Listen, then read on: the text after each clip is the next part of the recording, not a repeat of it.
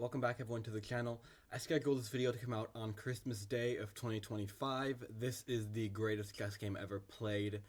Thank you for watching, enjoy the video now, and Merry Christmas. Ladies and gentlemen, in this video I'm going to be showing you the greatest chess game that has ever been played in the history of games of chess. This is a game that was played between two people that you might have heard of before. Their names are Fischer and Boris Spassky. This game was game number 6 out of 24 games in the 1972 World Championship match between these two players. I hope you enjoy. I hope you learned something. This is a very well played game. And again, this is what people call the greatest chess game that has ever been played. Fischer playing with the white pieces, Boris Spassky playing with the black pieces. White starts the game with the move c4.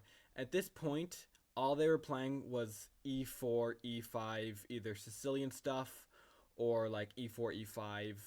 A lot of Sicilian stuff though. But here, Fischer went out of Spassky's prep and went c4, which no one was expecting. And here in response, black plays the moves e6. We have knight to f3, and if you notice, this game just turns into a queen's gambit decline. This is a turret to cower defense.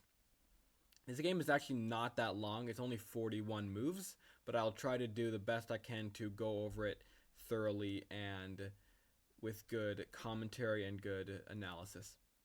Black plays the move knight to f6, which is a very it's a fine move in this position. Knight to c3 is played. This is one of the best moves you can play when setting up this position for the white pieces, and now white wants to go bishop g5, bishop to e7, bishop g5 is played. We have castles, and now e3. Black plays h6. We have bishop to h4, b6. Now c takes d5. So there used to be this little queen's gambit decline thing. Now we trade the pawns. The knight takes in the center. We trade bishops, and then we trade knights. And now white goes rook to c1. Bishop to e6 is played, queen to a4. c5, queen to a3. Notice white is taking advantage of that pin and can take. So that's why they can take the pawn here because they have a rook and a queen defending. And that's why the black plays the move rook to c8. We have bishop to b5. a6 is played. Notice white not moving the bishop and black is not taking, because if black were to take, then white can just snag the rook with the queen. Now d takes c5, b takes c5, and notice the position here. Okay, so black has this isolated pawn here. They have two isolated pawns in the center, but notice the position. You might say, because maybe there are a couple of intermediate players around here, you might say black's position isn't great.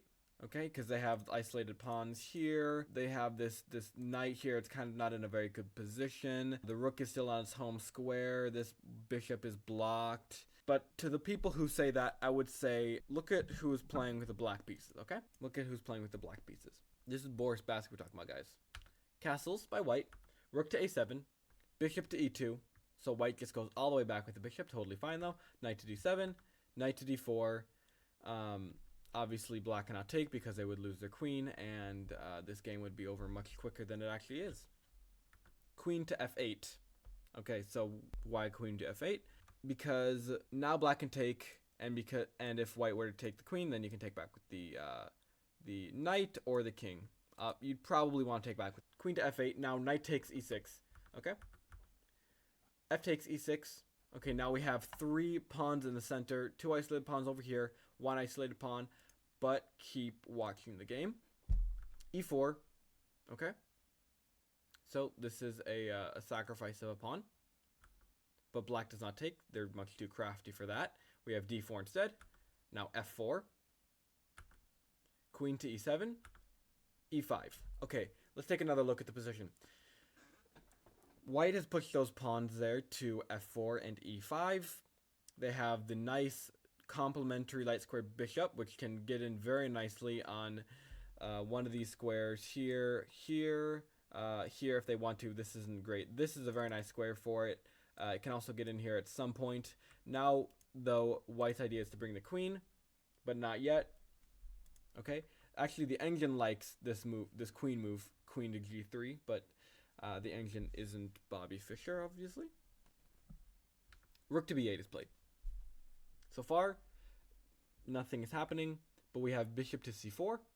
Now, bishop c4, I'm not a chess expert by any means, but the idea I have behind this move is that white simply did not want any of those pawns to move anywhere. Okay, if the pawn went to d3, you could take, and the bishop also blocks that c5 pawn from moving. King to h8 is played by black, and now white plays queen to h3. Okay, now they're attacking with the queen and the bishop on that e6 pawn. So we have knight to f8, defending. b3, a5, f5. Okay. Now, what is happening here? Well, white pushes the pawn, attacking black's pawn. They have the queen and the rook defending, and the black queen is kind of just out there, kind of being waiting to be attacked by something. E takes, rook takes, knight to h7, and now rook c to f1, queen to d8, and black has the rooks over there. They can push the pawn eventually. They have the knight here. The knight's kind of not doing anything though. The king is kind of huddled in that corner over there, kind of like in a bomb shelter, not coming out anytime soon. So we'll see if white can blow the doors off the bomb shelter and get in there. But queen to g3 is played, so right now he's getting ready to go in for the kill, I guess. Rook to e7, h4 now. e6, and okay, notice this. So he pushed the pawn. It cannot be taken, obviously, because you'd lose the rook, but it also opens up the rook to take that pawn. So we have rook bc7, queen to e5, adds another attacker, queen to e8, a4, queen to d8. Look, okay, just notice black here, okay? We have shuffling. This is not a good sign for black, okay? Black got nothing. I don't know why that sounded weird, but black's got nothing, okay? Black wants to draw. This is what this means. They're shuffling around. They don't have anything, okay? They don't have anything. Pay attention to that. Queen to e8, queen to e4 now. White, on the other hand, has something. Notice, knight to f8, attacks the queen. The queen can whatever. But here we have a sacrifice of a rook. Pawn takes. Black got overzealous for that pawn. He wanted it too badly. Rook takes f6, king to g8, bishop to c4, king to h8, queen to f4, and here black resigned. If you ask why, well, I mean, this move is coming if you move the queen somewhere, like here, you have this, okay, and then this, you have this, as the computer shows. But yeah, it's over for black, and white will win in at most 5 moves. If black didn't resign, they'd win by checkmate. So black resigned. This game gets the moniker of the greatest chess game ever played, and for good reason. And Bobby Fischer goes on to win the World Chess Championship. Now, I hope you all enjoyed. I wanted to keep this short. Thank you all for watching. Make sure to check out the other videos on the channel, and I'll see you all in the next video.